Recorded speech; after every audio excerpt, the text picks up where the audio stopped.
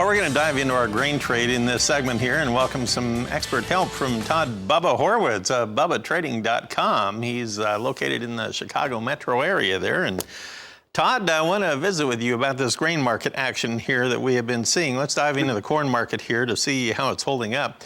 It has been fairly quiet so far today, but you know, last night in the Globex trade, I remember when I went to bed, everything was a little bit weaker. And then I got up this morning and some of the grain trade was fairly sharply higher. Well, now we have December corn down a half, March down a penny. In the soybean market right now, you currently have that November contract over there. It is now showing, well, it's actually a mixed tendency. So let's take a look here. It is now 2 1/4 higher at 935.5, and now January 2 1/2 higher.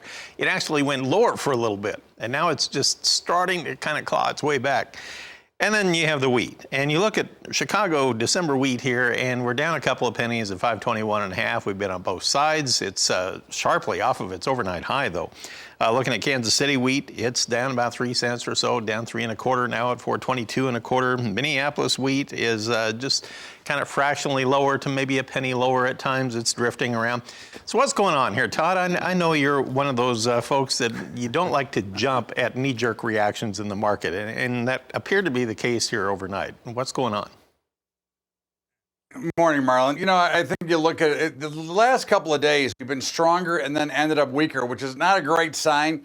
The only case I can make from here, and we're still bullish and we still like them, but it is becoming somewhat of a concern. But as long as we can hold these support levels, I think we get much higher prices.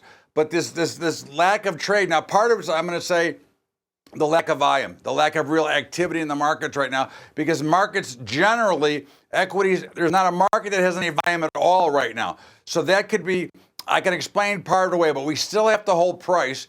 And I think corn's got to hold like 385 or so, not much lower than 380 if it gets down that far.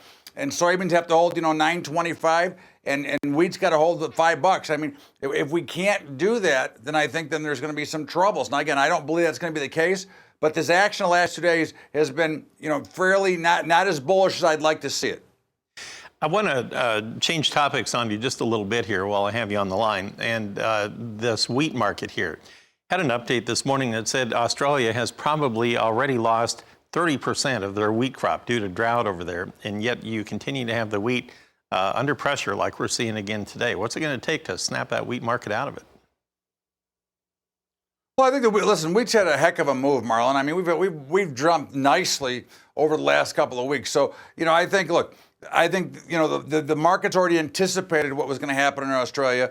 I think that this is a little bit of a pullback. Again, I didn't like the way they were. I think they were up 8 cents higher this morning, and now they're down about 2 or 3. I don't like that action at all. But again, it's not bad as long as we can hold the key support level. And again, the markets are so much more efficient and so much faster in getting information that we finally get that they've already knew that there was a problem in Australia, which is why we probably saw the initial rally. Now, again, I think there's going to be some problems here as well. So I think we're going to see these rallies continue because I do not think the USDA report was accurate. I think it was overstated. I think we're going to find out that we don't have as much as we think we have. Interesting stuff. All right, that'll be an unfolding story as we move forward. Thank you, Todd, for talking with us. Appreciate it. Todd Bubba Horwitz is with BubbaTrading.com in Chicago. We'll come back and we'll take a look at our livestock trade and the pork industry when we come back after this.